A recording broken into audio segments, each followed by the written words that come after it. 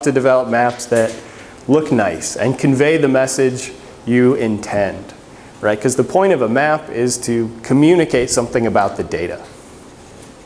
So what we're going to do is look at how we change the symbology and then also change the symbology based on our attributes associated with the data, right? So actually making a map of values and not just locations.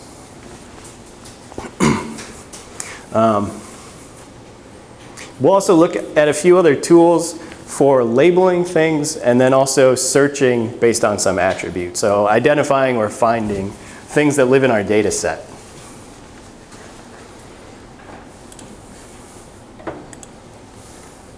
So here in my table of contents, notice I have these checkboxes for turning things on and off. I can also minimize and maximize them.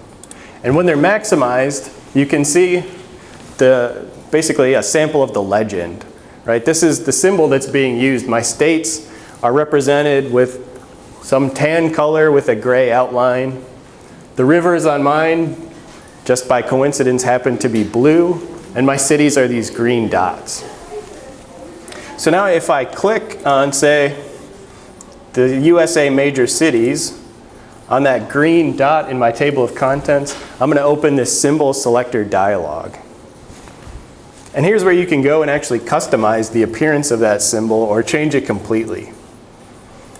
So maybe I'm just going to pick something random. I'm not trying to make it look nice, but I'm going to pick a bright pink color and make my symbols a little bit bigger and just say OK to look at the changes. Right? So now all my cities aren't green dots, they're bigger purple dots. If I go back to the symbol selector, I can do the same thing for, say, states. Now notice I have these different boxes with colors and outlines. And if I want to change from, I don't know, whatever they are, yellow, well, let's just say beige, a small difference. You know, I can change the way they're represented very quickly using that symbol selector. You can also search for specialized symbols, right? So if I open my cities symbol selector again, if you scroll down through the list, you can see there's all sorts of options. And you can also type. Let's say I want something for a city. Let's just see what's available. I'm going to type city in the top and then hit enter. And then I get these different options from some 3D buildings data set, industrial. Down here at the bottom from ArcGIS Explorer, there's this, you know, sort of pseudo 3D symbol. I can adjust the size of it here, and I'm just going to say OK and see how it looks. And when you look at the map with that symbol, what do you think? Good, bad, opinions? Bad, bad. It's pretty bad, right? I mean, I can tell that those are cities just by looking at it, but I don't like the way it looks. Notice again that in the symbol selector, the size, this is in pixels, and for now, that's going to stay the same no matter what my scale is. So if I close my symbol selector and I go to my South Carolina bookmark, it draws the symbols with the same size, 20 pixels, right? That doesn't change. As I zoom in or out, it redraws them at that same size. So I don't really like these cities. I'm going to just go back to a solid circle. I don't know. What color should I make it? Orange or red? All right. I'll do flame red. I'll make them 8 points. Sort of looks like it has chicken pox now, but that's OK. Let's see. So now let's try using some attribute field to do some sort of changes to our symbology based on an attribute.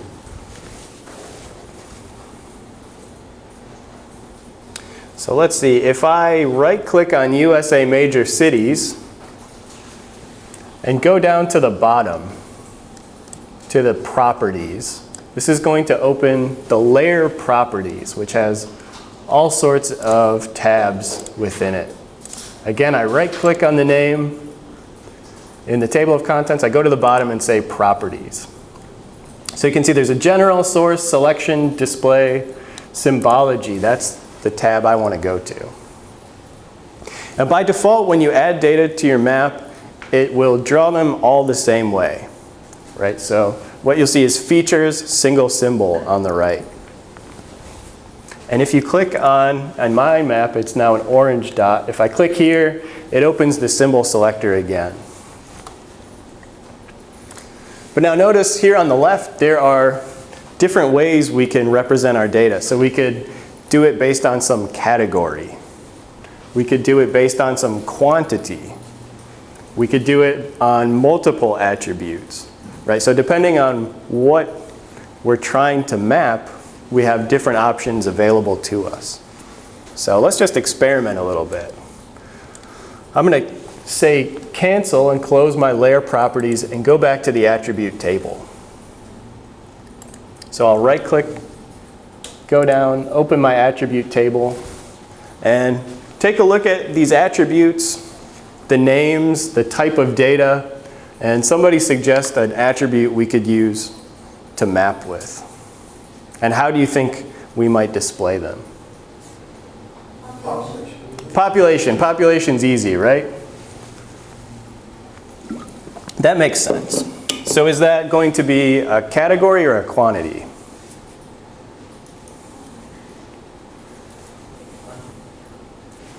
Quantity, right? It's some numeric value. So I'll close my attribute table again, but what was the name, the exact name of that field? There's a lot of them in here.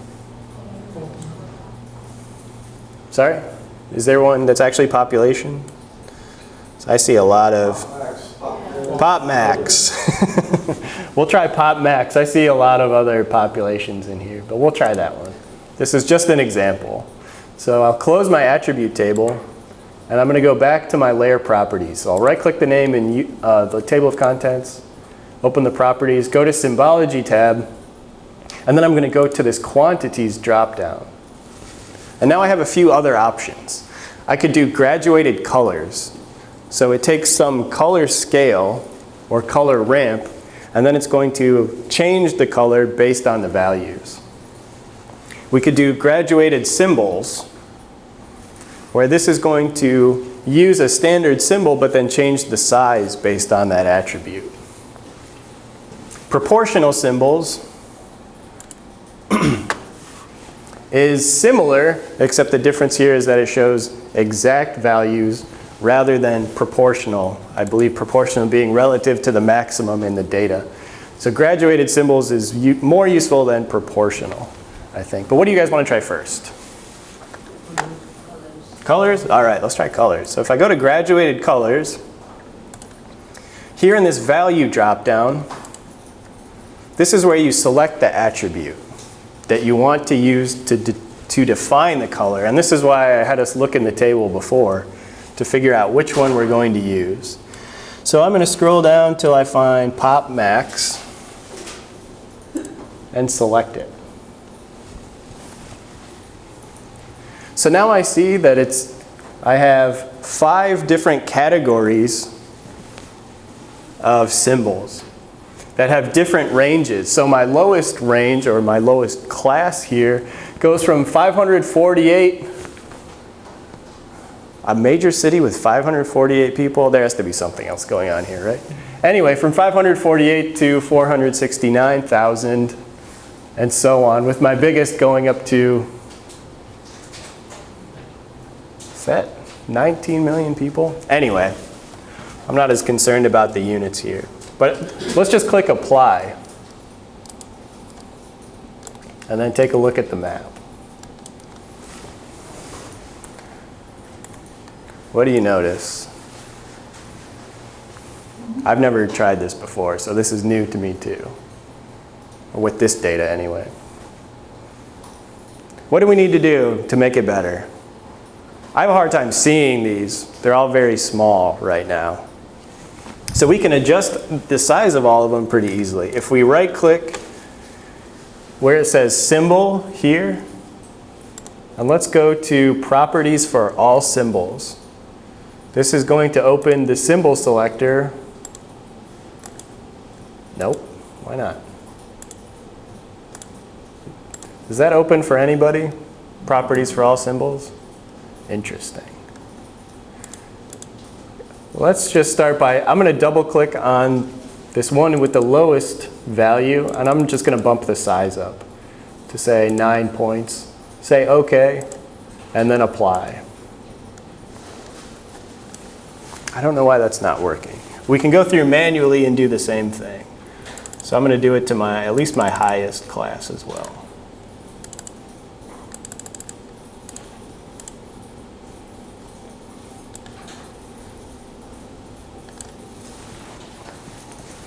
All right. So how does the map look now? A little better, right? So what do we learn about population, at least for these cities?